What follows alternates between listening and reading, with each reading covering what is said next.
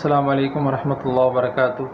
معزز ناظرین اور سامعین، عید الاضحیٰ کی آمد ہے۔ یہ مبارک لمحات اللہ تعالی ہم سب کے مقدر فرمائے۔ آج میں نے چند باتیں آپ سے شیئر کرنی ہیں کہ قربانی کے جانور کا بنیادی نصاب کیا ہے۔ حضرت جابر رضی اللہ تعالی عنہ سے مسلم شریف میں یہ روایت موجود ہے کہ نبی علیہ الصلوۃ والسلام نے فرمایا: لا تذبحوا الا مسنہ الا ان يعسر علیکم فتذبحوا جزعۃ من ضان، یعنی تم جب بھی قربانی کی نیت سے کوئی جانور لینا چاہو مسنہ ہونا چاہیے، یعنی دو دانتا، جسے پنجابی میں دوندا کہتے ہیں، یعنی اس کے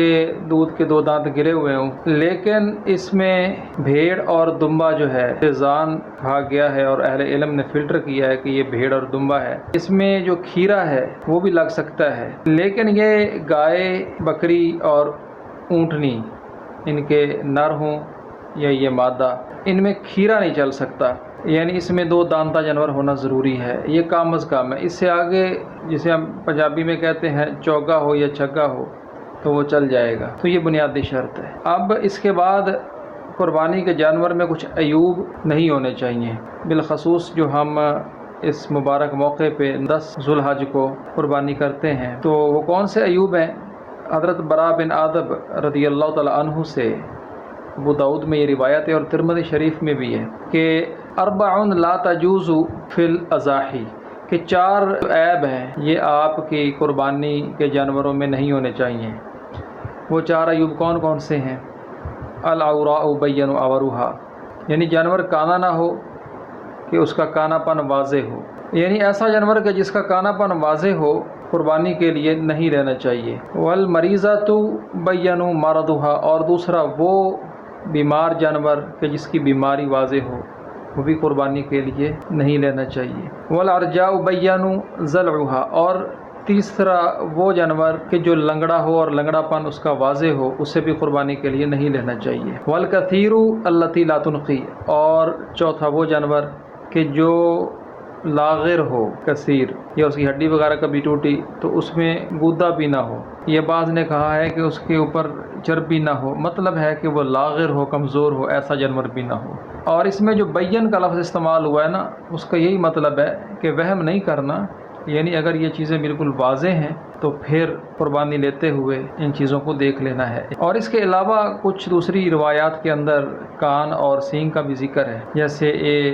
کچھ روایات میں کان کے حوالے سے یہ 4 باتیں ہیں: جانور مقابلہ، مدابرہ، شرقہ اور خرقہ نہیں ہونا چاہیے۔ یہ چاروں عیوب کا تعلق کان سے ہے۔ مقابلہ کا مطلب ہے کہ سامنے سے کان کو کٹ نہ لگا ہو، مدابرہ کا مطلب ہے کہ جڑ سے نہ کٹ لگا ہو کان کو یا پچھلی جانب، اور شرقہ کا مطلب ہے کان کے اندر کوئی چھید نہ ہو، اور خرقہ کا مطلب ہے کان میں سوراخ نہ ہو، جیسا کہ عام طور پہ کر دیا جاتا ہے۔ تو یہ پیدائشی بھی نہیں ہونا چاہیے، اور بعد میں بھی یہ اگر کیا گیا ہو تو یہ عیب ہے، ایسے جانور کو قربانی کے لیے نہیں لینا چاہیے۔ اور پھر سینگ کے حوالے سے کچھ رعایت ہے، جیسا کہ سنن نسائی میں ایک روایت حضرت علی رضی اللہ تعالیٰ عنہ سے کہ بیان کرتے ہیں کہ رسول اللہ صلی اللہ علیہ وآلہ وسلم نے سینگ ٹوٹے ہوئے جانور کی قربانی سے منع فرمایا۔ اور پھر حضرت علی رضی اللہ تعالیٰ عنہ سے ایک روایت ہے مسند احمد کے اندر، پہلی جلد میں غالباً 95 صفحہ پر، ایک شخص نے رسول اللہ صلی اللہ علیہ وآلہ وسلم سے دریافت کیا کہ اگر جانور کا سینگ ٹوٹا ہو تو قربانی ہو سکتی ہے؟ تو آپ نے فرمایا کوئی حرج نہیں۔ بظاہر یہ تعارض ہے، لیکن ابو داؤد کے اندر یہ جو پہلی روایت کا حضرت علی رضی اللہ تعالیٰ عنہ سے میں نے ذکر کیا ہے کہ رسول اللہ صلی اللہ علیہ وآلہ وسلم نے سینگ ٹوٹے جانور کی قربانی سے منع فرمایا، تو اس کا جو راوی ہے اس نے حضرت سعید بن مسیب رحمہ اللہ علیہ سے اس کے بارے میں پوچھا، جس کا ذکر ابو داؤد کے اندر ہے، تو انہوں نے بیان فرمایا کہ اس سے مراد نصف سینگ سے زیادہ ٹوٹا ہوا ہونا ہے۔ 2 سینگ ہوتے ہیں جانور کے، دوسرے کے مقابلے میں نصف سے زیادہ سینگ جو ہے وہ ٹوٹا ہوا ہے، تو پھر یہ عیب ہے، کیونکہ بعض دفعہ جانور اپنے سینگوں کو گھسا بھی لیتے ہیں، اور تھوڑا بہت سینگ جو ہے وہ ٹوٹا ہوا ہو تو اس سے کوئی فرق نہیں پڑتا، لیکن دوسرے سینگ کے مقابلے میں نصف سے زیادہ وہ ٹوٹا ہوا نہ ہو۔ باقی اگر جانور پیدائشی طور پہ سینگ سے محروم ہے تو یہ کوئی عیب نہیں ہے۔ تو جانور کو لیتے ہوئے معزز بھائیوں ان باتوں کا خیال رکھیں تاکہ آپ کی قربانی جو ہے یہ اللہ رب العالمین کے ہاں قبول ہو، کیونکہ قربانی میں اللہ تبارک و تعالی ہمارے دلوں کے تقوی کو دیکھتے ہیں. اس کے اندر اس کا لہو وہ تو بہہ جاتا ہے اور اس کا گوشت ہم خود تناول کر لیتے ہیں،